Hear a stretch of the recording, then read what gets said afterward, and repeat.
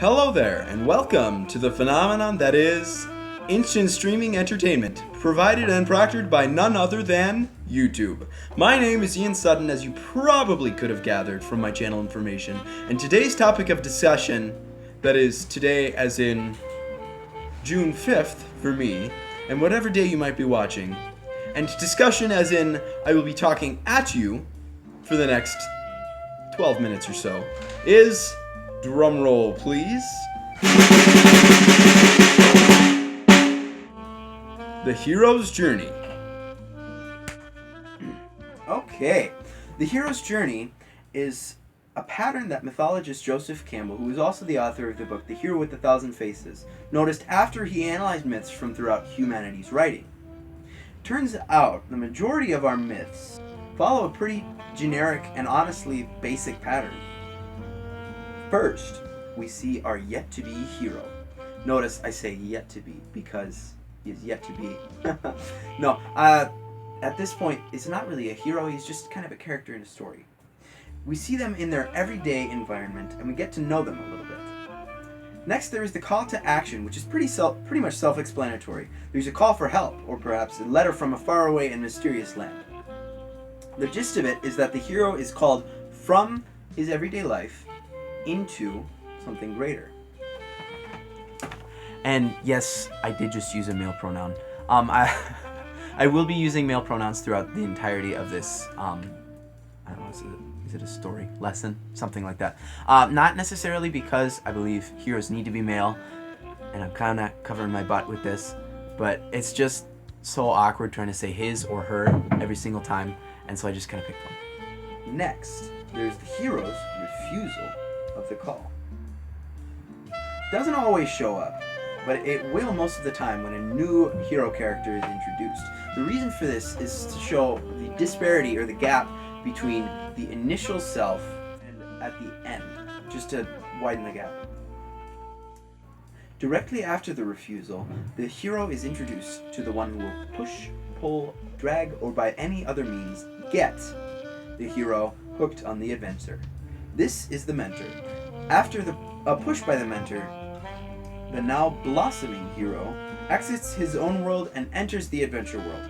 At this point, our hero is still weak, frail, and cowardly, and so the mentor must rapidly whip him into shape. Cue training montage.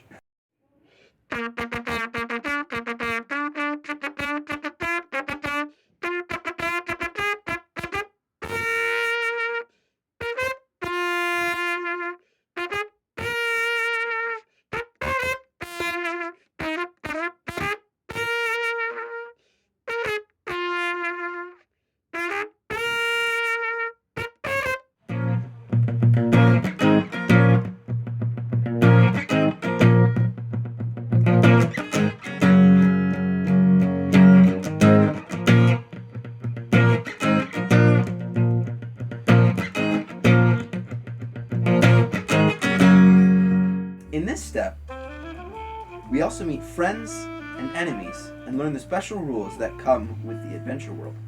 Now that the hero is a titch stouter than when we began, the hero is ready to face the grand challenge, sometimes put in the call to action, though not all the time.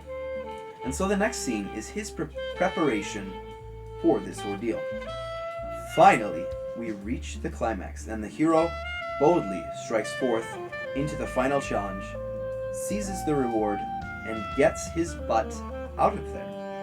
On his way back into the normal world, he will generally demonstrate what he has gained from his trip.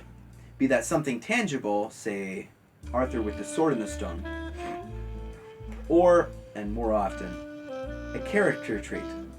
And then when we see our hero merge back into his normal world, it's often it's often changed in a way that's just makes it into a greater and a better life because of his trip. One concept that seemed really profound to me as my class was learning about this concept was the reason behind why we as we're inherently non-heroic people. Like, we're civilians, right? But we enjoy them because a hero's story allows us to escape out of our minds into the mind or the body of somebody else, and then we get to experience them or their story as they're acting it out, and we get to kind of give our imagination a workout, just seeing how would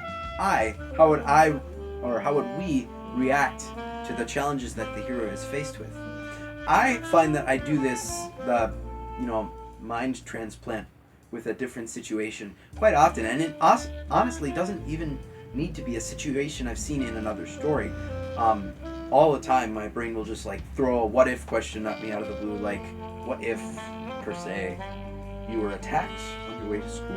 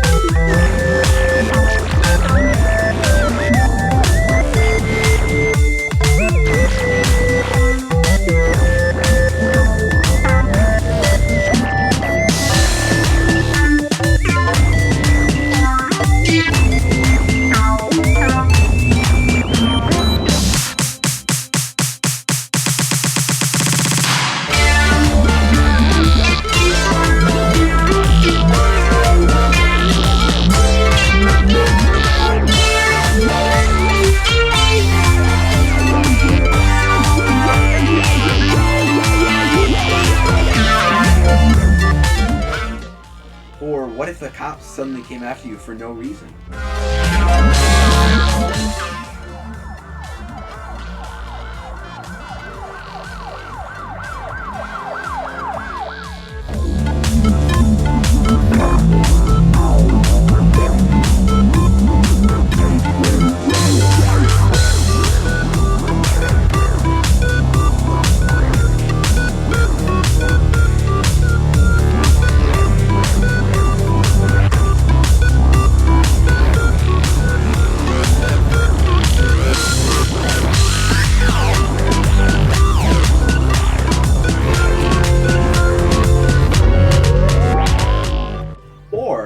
And this one I know has happened a few times.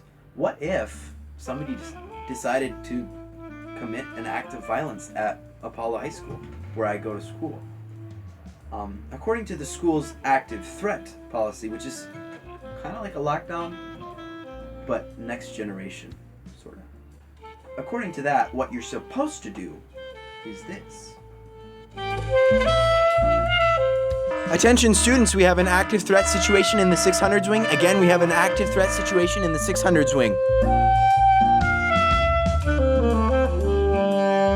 The order of priority, according to this active threat policy, is run, which you saw me do, then hide, which you do if you can't run, and then you fight as a last resort. But generally, in my imagination, it has a tendency to go down a bit more like this. Attention students, we have an active threat situation in the 600s wing. Again, we have an active threat situation in the 600s wing.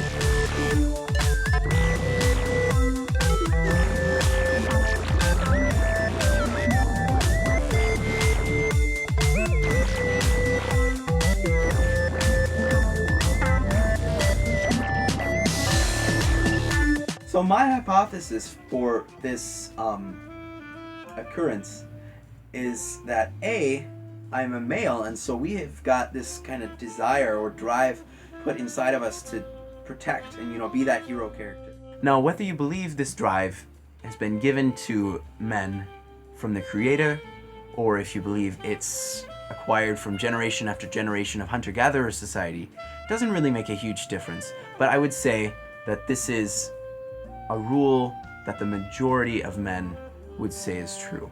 Plus, this is my video, and you don't get to tell me what I think. And B, I'm a teenage male. And most of our lives go by in a hazy daydream anyway. Now, if you disagree with me on this, I would suggest seeing a doctor because you are obviously not seeing straight. Thank you so much for watching. I hope you enjoyed. I know that I certainly enjoyed making it. Massive thank you to a dude named Chase Binney. He was willing to endure my antics for a couple of hours on Memorial Day morning and acted as my cameraman.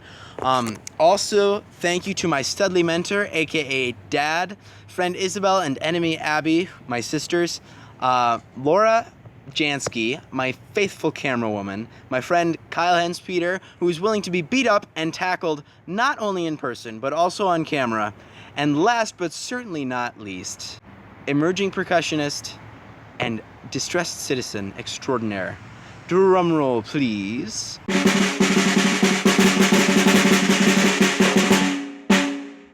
Eli Sutton, who just happens to be my brother. Okay, I think that's about everybody. As a friend of mine says, deuces.